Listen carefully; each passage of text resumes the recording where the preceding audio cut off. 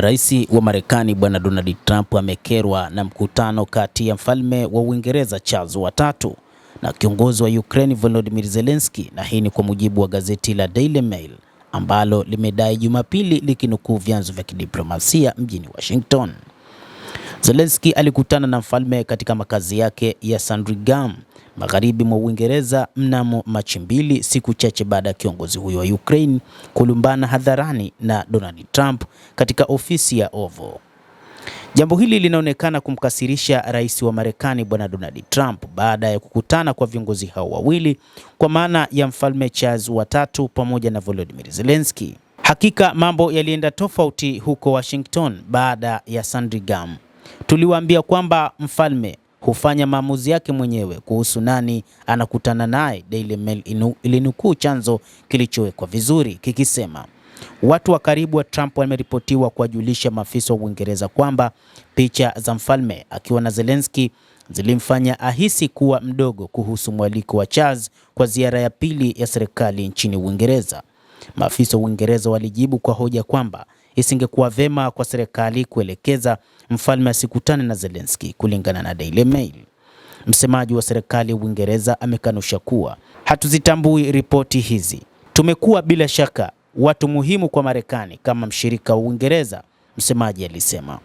Waziri Mkuu Keir Starmer aliwasilisha barua kutoka kwa mfalme kwenda kwa Donald Trump wakati wa mkutano katika ikulu ya White House mwezi uliopita. Hii ni maalum sana. Hii haijawahi kutokea kabla. Haijawahi kutokea, Starmer alimwambia Bwana Donald Trump. Trump alikubali mwaliko huo. Mnamo mwaka 2019 alifanya ziara ya kiserikali ya siku 3 nchini Uingereza na kukutana na marehemu Malkia Elizabeth wa pili na vile Charles ambaye wakati huo alikuwa mrithi wa kiti cha enzi. Inavyoonekana ni kwamba Donald Trump hakutaka Zelensky akutane na mfalme Charles wa tatu. Lakini Trump anamshutumu Zelensky kwa kufanya bila heshima na kukosa shukrani kwa msaada wa kijeshi wa Marekani. Alidai zaidi kwamba Zelensky hakuwa tayari kufanya amani na Urusi na alikuwa akihujumu juhudi zake za kupanga usitishaji mapigano. Wiki iliyopita Donald Trump alisitisha uwasilishaji wa silaha kwa Ukraine, akisema kwamba Kiev lazima ionyeshe kujitolea zaidi kwa mazungumzo ya amani na Urusi. Donald Trump anadaiwa kwamba mpango wake ilikuwa ni kuona Ukraine inatengwa hadi kubali kumaliza vita huko nchini Urusi. Lakini mpango huo ni katika kuilazimisha zaidi Ukraine badala ya kukaa meza moja.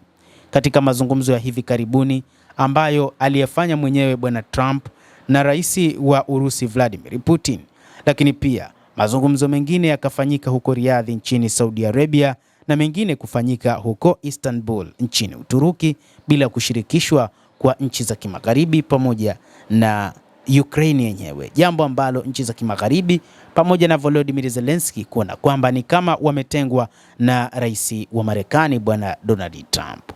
Endelea kutufuatilia mtazamaji, lakini usisahau kulike, usisahau kucomment, lakini pia kusubscribe channel hii.